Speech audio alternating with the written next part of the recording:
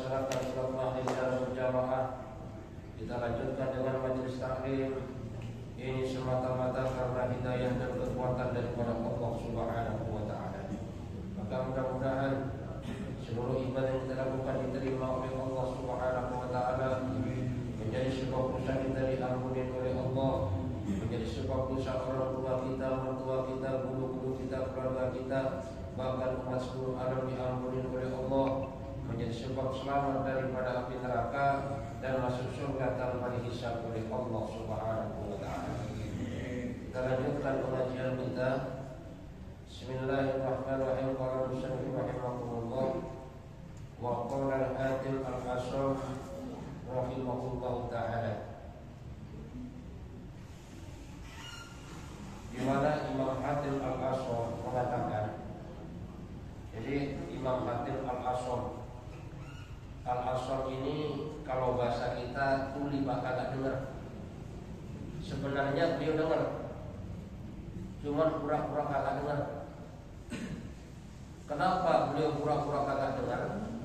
Karena untuk menutupi aib daripada seorang wanita, di mana pada saat itu seorang wanita gadis kentutnya gede banget. Dah, makanya Imam Hatim al-Asr ini pura-pura kagak dengar. Sehingga apa? Sehingga wanita tadi terselamatkan daripada rasa malu. Jadi untuk menutupi aib daripada seorang wanita biar gak malu, sampai pura-pura kagak dengar. Kan malu juga kan, wanita cantik, kentutnya gede banget, diomongin sama orang kan malu, Pak. Ditutup aibnya. Jadi setelah melihat Imam Hatim tadi gak dengar, maka wanita ini gak jadi malu dia. Oh, berarti gak dengar ini Imam Hatim. Beda dengan kondisi kita sekarang. Kalau kondisi sekarang kadang-kadang dicari-cari. Bahkan ada satu kisah, ya, panas-panas nasi angkot, tiba-tiba ada yang kentut, lagi macet lagi, bau banget. Makanya ditanya kagak ada yang ngaku. Kenapa? Kalau ngaku bisa-bisa ini dibuat awal itu istilahnya caci maki sama orang sekelilingnya. Gak ngaku ya. Sampai kapan? Sampai akhirnya turun. Setelah turun, apa kata supirnya? Yang kentut belum bayar. Karena dibilang yang kentut belum bayar, langsung dia siapa bilang? Baru diketahui kerjanya yang kentut. Jadi tambah dicari-cari. Tapi Imam Hatim al-Asr ini pura-pura kagak dengar, pura-pura budak karena untuk menutupi daripada aib seorang wanita yang buang angin di depannya. Apa kata Imam Hatim al-Asr? Arba'atun la yu'rafu qadruha illa bi arba'in. Bahwasanya ada 4 perkara, di mana 4 perkara ini tidak akan dirasakan oleh seseorang nilainya sampai kapan? Sampai akhirnya datang 4 perkara yang lain. Apa 4 perkara tadi? Yang pertama, qadrus sababi la ya'rifu illa suyuh.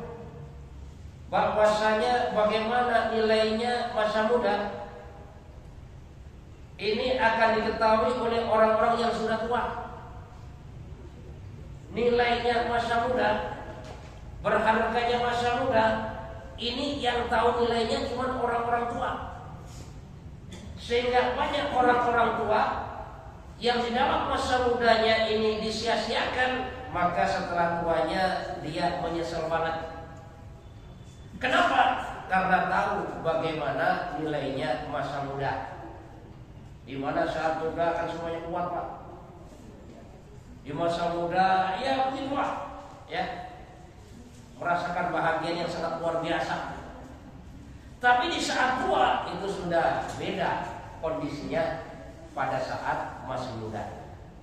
Makanya pernah saya bertanya kepada seseorang yang umurnya udah tua, di atas 65 lah. Saya tanya gini, Bapak kan sudah tua, memang saya sudah tua. Umur berapa Pak? Iya di atas 65. Kira-kira selama Bapak hidup ini kan sudah banyak presiden. Dari presiden pertama, kedua sampai sekarang. Kira-kira yang paling enak Bapak hidup itu di masa presiden siapa?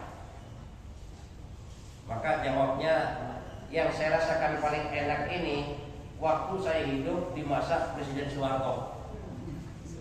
Makanya kan enak zaman Kuto. Emang kenapa Pak? Karena pada zaman Presiden Soeharto saya masih muda, istri saya juga masih muda, dan saya masih kuat kerja kemana-mana. Ya, pada saat itu saya masih belum pensiun, tunjangan lumayan buat sehari-hari. Beda dengan masa sekarang. Makanya kalau saya ditanya, kira-kira zaman presiden siapa yang paling enak, yang dijawabnya yaitu di zaman Presiden Soeharto. Ini kata orang-orang tua. Kenapa? Karena dia sudah paham nilainya, bagaimana nilainya masa muda. Ya, jadi nilainya masa muda ini akan diketahui kalau kita sudah tua, Pak. Makanya yang masih muda-muda ini diusahakan hidupnya harus semangat. Yang masih belajar, belajarnya pun harus semangat. Yang masih bisa kerja, kerjanya pun harus semangat. Ibadahnya pun harus semangat. Kenapa? Karena jangan sampai nanti sudah tua bilang gini, wah sebenarnya kalau saya masih muda mau saya ke masjid. Kalau saya masih muda mau saya majelis taklim. Kondisi yang semacam itu terucap oleh orang yang sudah tua. Oke. Udah sakit-sakitan, udah jalannya pun istilahnya harus dituntun misalnya, baru dia merasakan. Makanya penyesalan yang semacam itu akan dirasakan. Makanya di saat kita masih muda, masih kuat, ya kita harus perbanyak ibadah kepada Allah Subhanahu wa taala. Kita banyak ke masjid, dekat ke masjid, program aja diikutin, taklim ikutin. Kenapa? Karena taklim ini sarana pengampunan dosa, dan taklim ini fadilahnya sangat luar biasa. Kita duduk bahas satu ilmu lebih baik daripada sholat 100 rakaat. Kita duduk bahas satu bab ilmu lebih baik daripada 1000 rakaat. Makanya kalau kita nggak duduk majelis taklim, yang jelas kita akan mendapatkan kerugian yang sangat luar biasa. Ya. Jadi mumpung masih kuat, ya, mumpung masih muda, maka jangan sia-siakan daripada masa muda tadi. Wa qatrul afiyah la ya'rifuhu illa ahlul balad. Dan nilainya kesehatan, nilainya keselamatan tidak akan dirasakan kecuali kepada orang yang sedang terkena daripada yang namanya bencana. Baru merasakan, Pak, ya kan? Bagaimana rasanya kedamaian, bagaimana rasanya kebahagiaan, bagaimana rasanya keselamatan, itu baru terasa kalau sudah terkena bencana. Baru dia merasakan, baru dia nyesel. Tapi kalau belum terkena bencana, kadang-kadang nggak merasakan. Sehingga di saat dia dalam keadaan aman, di saat dalam keadaan sejahtera, maka yang ada dia berhura-hura, berhamur-hamuran, tidak ingat bahwasanya suatu saat akan terjadi sesuatu yang tidak diinginkan. Yang ada apa? Yang ada pada saat itu adalah hanya penyesalan saja. Makanya di saat kita dikasih sehat oleh Allah, dikasih kekuatan oleh Allah, dikasih keamanan oleh Allah, kita bersyukur, Pak. Coba bayangkan bagaimana perasaannya. Ya, termasuk di suatu daerah kan banyak kan saudara-saudara kita tertimpa tsunami, tertimpa daripada gempa bumi, longsor dan sebagainya. Bagaimana perasaannya? Ya mungkin sebelumnya kagak pernah terbayang. Sebelumnya senang-senang saja. Tapi ternyata setelah diberikan bencana oleh Allah Subhanahu wa taala, baru dia merasakan bagaimana nikmatnya saat dalam keadaan selamat, saat dalam keadaan damai, saat dalam keadaan senang, baru merasakan. Karena yang namanya bencana Pak ini bisa jadi diberikan kepada siapa saja. Karena yang namanya bencana ini bagi orang beriman ini ujian untuk menaikkan imannya. Bagi orang yang lalai ini merupakan teguran agar supaya ingat. Bagi orang yang memang bermaksiat kepada Allah Subhanahu wa taala ini merupakan azab. Makanya saat bencana terjadi, kadang-kadang kalau orang beriman semakin dekat kepada Allah, semakin rajin beribadah kepada Allah. Kalau orang yang agak lalai, dia beriman cuma lalai ibadah kepada Allah, biasanya orang ini kebingungan. Kadang ibadah, kadang enggak, kadang ibadah, kadang enggak. Tapi kalau orang yang bermaksiat kepada Allah dengan adanya bencana, kadang-kadang ya semuanya pada dimaki-maki. Ini kan gara-gara dia, ini kan gara-gara dia, ini sumbangan kagak datang, ini sembako kagak datang, macam-macam. Yang ada apa? Yang ada maki-maki orang. Ini apabila bencana datang kepada orang-orang yang tidak beriman kepada Allah Subhanahu wa taala. Ya. Dan bencana yang paling besar Pak, pada dasarnya di saat kita jauh dari perintah Allah, ini bencana besar nih. Ya. Waktunya sholat kita kagak ingat sholat. Waktunya ke masjid kagak ingat ke masjid. Waktunya taklim kagak ingat taklim. Ini sebenarnya bencana besar yang akibatnya dunia akhirat. Cuma hal yang semacam ini kan jarang terpikirkan oleh kita. Makanya di saat kita ada kekuatan berjamaah ke masjid, maka kita ucapkan alhamdulillah. Kenapa? Nikmat besar dan barakallah. Di saat dimudahkan oleh Allah dulu majelis taklim, kita ucapkan alhamdulillah, nikmat besar dari Allah. Di saat ditanamkan rasa sabar, ada musibah, kita alhamdulillah. Kenapa? Diberikan rasa sabar oleh Allah. Karena rasa sabar dan tabah pada dasarnya juga pemberian daripada Allah Subhanahu wa taala. Makanya kalau orang beriman ini kan, di saat mendapatkan nikmat dia bersyukur, di saat mendapatkan musibah dia bersabar. Ini orang beriman.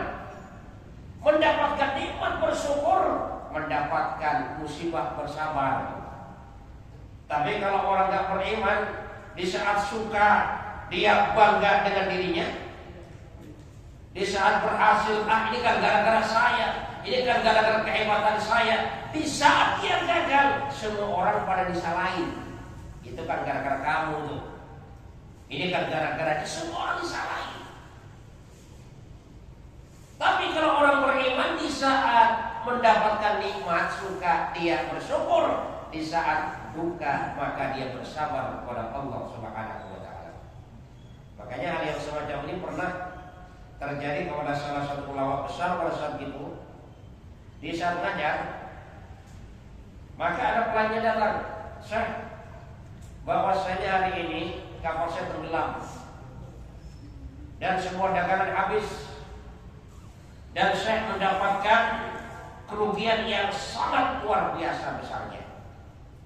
Maka Syekh tadi tundukkan kepala, langsung diangkat kembali kepalanya dengan ucapan alhamdulillah.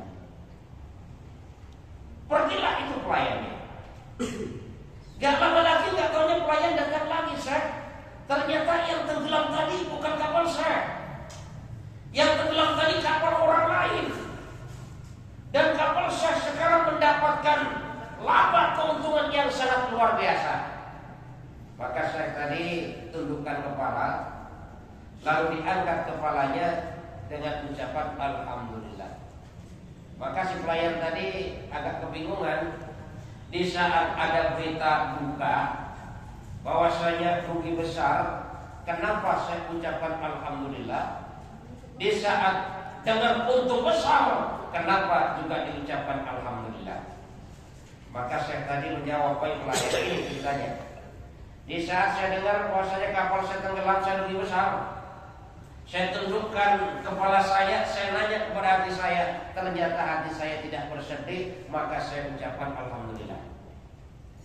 Di saat saya mendengarkan bahwasanya saya untung besar, saya tundukkan kepala saya nanya kepada hati saya, ternyata hati saya pun juga gak bangga, maka saya ucapkan alhamdulillah."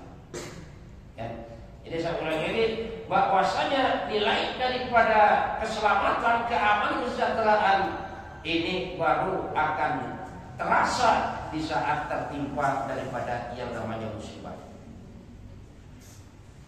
Wa qadru sihhati la yarful al-marid. Dan arti dari sebuah nilai dari sebuah kesehatan ini akan dirasakan oleh orang yang sedang sakit. Makanya kalau sedang sakit baru merasakan enaknya sehat. Sakit gigi aja, kan? Kita sakit gigi baru merasakan nikmatnya makan. Sebelumnya mah kagak pernah mikirin makan aja dah. Kagak pernah mikir nikmat daripada Allah. Tapi setelah dia sakit gigi baru dia merasakan betapa nikmatnya saat sehat.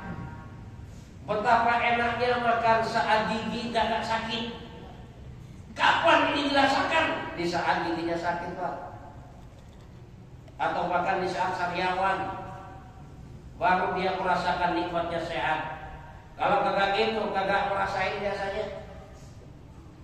Kalau lagi sehat kan semuanya pada dihabisin, semuanya pada dimakan dengan enaknya. Tapi saat sakit, makanan ini sudah mulai kagak enak lagi. Kenapa namanya sakit? Cuman kalau ada orang sakit, Pak, semuanya pada bawain yang enak-enak. Semuanya pada nawarin. Sudah tahu kolesterolnya tinggi, ditawarin, Bapak mau durian enggak? Coba bayangkan. Tapi saat sehat kagak ada yang nawar itu. Sudah tahu darah tinggi, ditawarnya sate lagi. Kan? Makanya saat orang sakit itu berbagai macam makanan ditawarin. Apalagi kalau sakitnya agak parah, Pak, maka semuanya datang bawa makanan jeruk dimakan, dibawa, martabak dibawa, sate dibawa, semuanya pada dibawa. Tapi kagak dimakan dia yang sakit. Yang makan siapa? Ya makan yang sehat. Nah, makanya seseorang di saat sudah sakit baru terasa di situ nikmatnya daripada yang namanya sehat.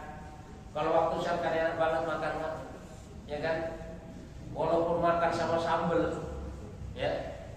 Terus gurame goreng atau gurame bakar enak banget tuh, ya. Padahal cuma gurame bakar sama sambel tapi enak banget, bisa nambah. Kenapa? Kondisinya sehat.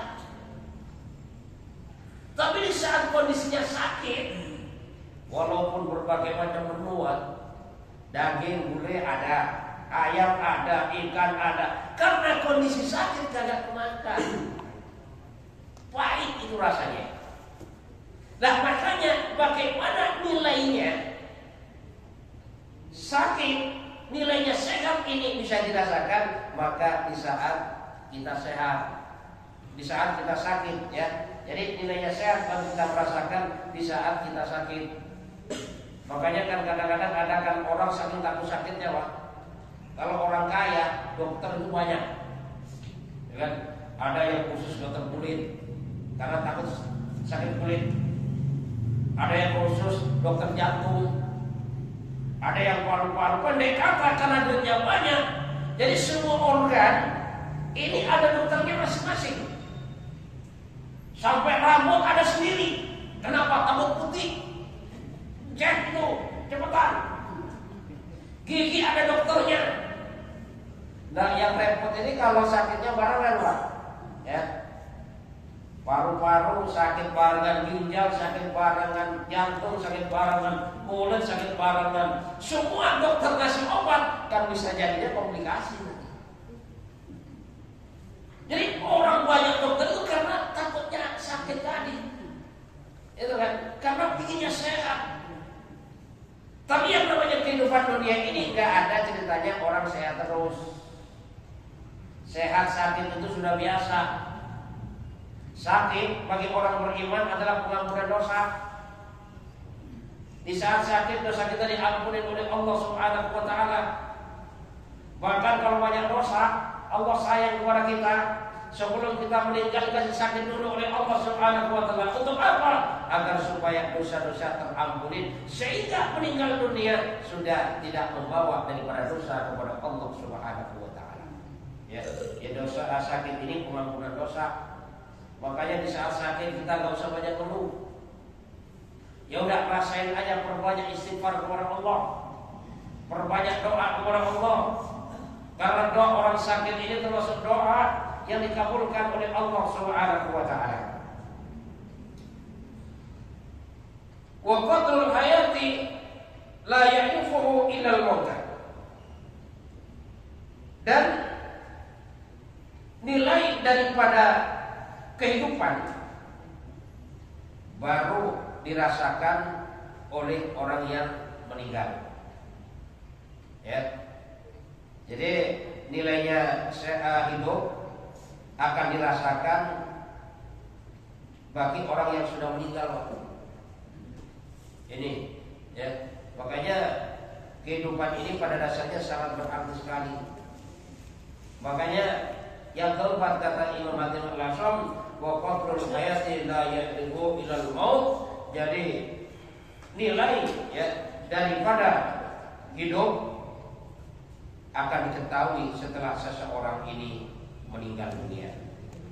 Kenapa? Karena kalau sudah meninggal dunia ini, semua apa yang dikerjakan dalam hidup baru dia rasakan. Makanya kan banyak kan orang takut kematian, Pak. Saya takut banget sama mati. Padahal yang namanya kematian ini akan terjadi kepada siapa saja. Kan? Yang jelas penyesalan bagi orang yang sudah meninggal ini baru dia sangat luar biasa nyesalnya. Jadi nilainya hidup ini yang merasakan orang yang sudah meninggal. Makanya orang di saat belum meninggal, baru mau meninggal aja, istilah doa kepada Allah, Rabbi akhirni ila ajalin qarib. Ya Allah, tangguhkan sebentar saja ya Allah. Kenapa? Karena semuanya sudah ditampakkan oleh Allah. Semuanya sudah terlihat. Bagaimana yang dijanjikan Allah Subhanahu wa taala, surga neraka sudah terlihat.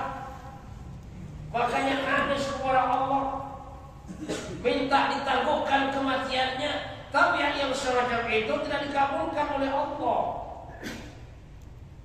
Makanya kalau orang-orang melihat bagaimana tempatnya surga, maka kematian itu disambut dengan kebahagiaan. Makanya kan sekarang yang banyak dipikirkan ini kan bagaimana hidup enak, tapi nggak pernah memikirkan bagaimana mati enak, Pak. Jadi yang dipikirkan bagaimana saya hidup enak, keluarga hidup enak, anak hidup enak, bahkan kalau bisa 7 turun hidupnya enak. Tapi nggak pernah terpikirkan bagaimana supaya matinya enak. Bagaimana kematian yang enak? Kematian yang enak ini adalah kematian di saat kematian yang akhir hayatnya bisa mengucapkan daripada kalimat La ilaha illallah. Itulah orang yang akan mendapatkan kematian yang enak. Makanya malaikat Israel datang mau menyambut nyawa, dia minta yang buru-buru. Kenapa? Sudah melihat daripada keindahan surga. Kalau bisa buru-buru lah, saya udah kagak betah di dunia. Tapi kalau orang yang ditampakkan neraka, maka nangis kepada Allah akan segera ditangguhkan daripada kehidupannya. Dikasih kesempatan langsung untuk itu. Nah, makanya sebelum kematian datang, kita harus tahu daripada yang namanya arti dari sebuah kehidupan. Dan bagaimana supaya hidup kita ini berarti, bagaimana supaya hidup kita ini bernilai. Bernilai di mana? Bernilai di sisi Allah. Karena kalau nilai di sisi Allah ini adalah nilai yang sesungguhnya. Tapi kalau nilai di mata bos, Pak, ini kan dinilai di saat kita bisa dibutuhkan. Suatu contoh misalnya orang kerja rajin, oh nilainya bagus. Tapi kalau sudah pensiun, udah nggak ada nilainya di mata bos, ya. Atau bahkan kadang-kadang bertemu saja udah pura-pura kagak lihat. Kenapa? Karena sudah nggak dibutuhkan. Tapi kalau dinilai di mata Allah Subhanahu wa taala, semakin orang tua itu semakin tinggi nilainya kalau mau ibadah kepada Allah. Semakin tua semakin tinggi nilainya di hadapan Allah Subhanahu wa taala kalau seseorang ini mau beribadah kepada Allah. Makanya Pak, selama Allah Subhanahu wa taala masih memberikan kesempatan kepada kita, kita harus perbanyak ibadah kepada Allah, dekat kepada Allah. Dan kita jangan hanya beribadah saja, tapi usahakan ngajak orang lain untuk beribadah. Kenapa? Karena kalau kita mengajak orang lain beribadah, maka pahala kita berlipat-lipat. Suatu contoh, kita dapat pahala taklim kalau sendirian nggak ngajak, ya cuma dapatnya dari kita doang. Tapi kalau kita taklim ngajak dulu, paling nggak 20 orang kita ajak, maka kita dapat pahala daripada 20 orang tadi. Kita mau sholat 100 orang kita ajak, 100 orang pahalanya daripada kita. Itulah pentingnya ngajak, pentingnya saling mengingatkan. Cuman kan kadang-kadang dalam kehidupan kita ini mengingatkan untuk urusan agama ini jarang, atau bahkan orang kagak mau. Walaupun sama teman, bahkan sama keluarga kagak mau tuh ngingetin pentingnya agama, pentingnya sholat berjamaah dan lain sebagainya. Tapi kalau sudah urusan dunia, orang kagak kenal pun diingetin. Ini ya. Jadi kalau urusan dunia, orang gak kenal pun diingetin. Contohnya gini Pak, misalnya ada orang dari pasar naik motor, terus di belakangnya ini ada sekarung beras, dan sekarung beras ini bocor. Maka setiap orang yang lihat akan teriak, Pak itu Pak bocor, nanti habis itu berasnya. Bahkan kalau kagak denger, bisa juga Pak dia diuber pakai motor. Sampai akhirnya apa? Sampai akhirnya orangnya tadi dengar dan menyadari ternyata berasnya sekarung tinggal separuh. Itu diingetin Pak. Padahal kalau beras itu habis gak menyebabkan orang masuk neraka. Jadi beras habis di jalan gak menyebabkan orang masuk neraka. Tapi semua orang pada ingetin. Tapi kalau orang sudah gak sholat jauh daripada agama, maka menyebabkan masuk dalam nerakanya Allah Subhanahu wa ta'ala. Cuman tidak ada yang mau ngingetin. Kenapa kesalahan yang semacam ini? Karena masing-masing kita itu merasa tidak punya tanggung jawab terhadap berlangsungnya agama Allah Subhanahu wa ta'ala. Padahal besok kalau di hari kiamat para ahli neraka dilemparkan ke neraka, maka malaikat penjaga neraka tanya, alam ya'tikum nazir? Apakah belum ada orang yang datang kepada ngasih peringatan? Ngingetin pentingnya sholat, ngingetin pentingnya baca Quran, pentingnya berjamaah, pentingnya mengamalkan perintah Allah Subhanahu wa ta'ala. Kalau memang sudah datang, jujur. Bala qad ja'ana nazir. Malaikat, benar malaikat, sudah banyak yang datang kepada saya. Bahkan pengurus masjid itu sering datang ke saya loh. Pengurus masjid ngingetin, Pak, sholat berjamaah ke masjid, Pak, ada taklim. Bahkan jamaah masjid pada datang ke rumah ngingetin. Cuman saya kagak mau, saya tolak. Bahkan saya maki-maki, saya marah dengan kehadiran mereka. Ya maka inilah nasib saya sekarang. Tapi di saat belum ada yang pernah ngingetin, maka pada saat itu nuntut dia, malaikat tetangga saya itu rajin ke masjid, kagak pernah tuh kelek-kelek saya. Tetangga saya rajin taklim, gak pernah ngingetin saya. Makanya kalau saya masuk neraka, tetangga saya masuk surga, nanti dulu kita masih selesaikan urusan dulu. Karena gara-gara dia saya masuk neraka, maka saya masuk neraka, ngajak dia bersama-sama di dalam neraka. Jadi jangan sampai seperti itu. Maka di samping kita beribadah, harus sama-sama kita ajak orang lain beribadah. Mudah-mudahan Allah Subhanahu wa ta'ala berikan kepahaman kepada kita, sehingga apa yang sama-sama kita bicarakan, yang sama-sama kita dengarkan, insyaallah kita niat amal dan menyampaikan kepada saudara-saudara kita yang lainnya. Subhanakallahumma bihamdika asyhadu an la ilaha illa anta astaghfiruka wa atubu ilaik. Wassalamualaikum warahmatullahi wabarakatuh.